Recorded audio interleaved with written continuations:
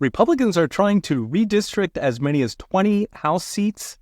This could swing the midterm elections, winning a GOP House and breaking the 100-year tradition of the party in power losing the midterms. That would give Donald Trump a clear runway the rest of his presidency. In the past several months, Texas and Missouri drew new congressional maps to break up districts that had been intentionally drawn to give Democrats an advantage, so-called gerrymanders. Florida and North Carolina are now following suit, with another 4 red states waiting in the wings: Ohio, Utah, Indiana, and Kansas. Together, these could swing as many as 20 seats, which could swing the midterms. In fact, it could permanently remove Democrats' 50-year gerrymander advantage in Congress. So the background here is that of the states Trump won last year, Democrats got 69 congressional seats, almost 1 in 4. But in the states Kamala won, Republicans got just 1 in 7 seats, 39.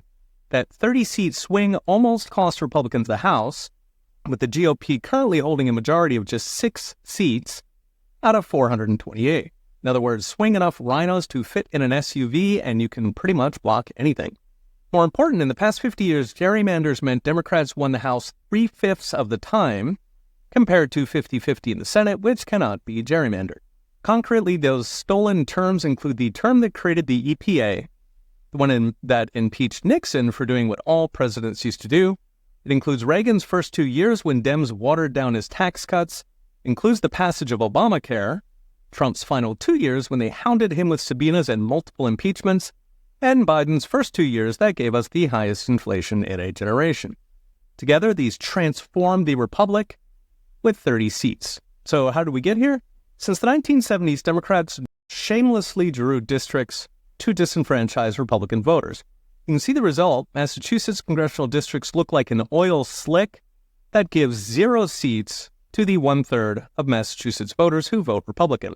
As J.D. Vance recently posted, across New England's 21 congressional districts, Trump won 40% of the vote last year and got precisely 0 seats, 0 out of 21. California, New York, Illinois, they all play the game. So what's next? Brought to you by I Trust Capital. Democrats are trying to use lawsuits to block redistricting by the elected representatives in red states. What could be more democratic? They're using a cynical reading of the Voting Rights Act as mandating racist districts because nothing fights racism like requiring it. The Supreme Court is set to reconsider that reading, and odds are they will decide for Republicans, meaning no more racial set-asides for blue districts. But even if they don't, enough balls are rolling at this point that Republicans could trim Democrats' gerrymander down to 20 or even 10 seats. That matters for the midterms and Democrats' ability to stonewall Trump's final 2 years in an ocean of subpoenas. More important is a fundamental shift, knocking out yet another cheat that Democrats and rhinos have used for 50 years to ruin the nation. Okay, we'll be watching. See you next time.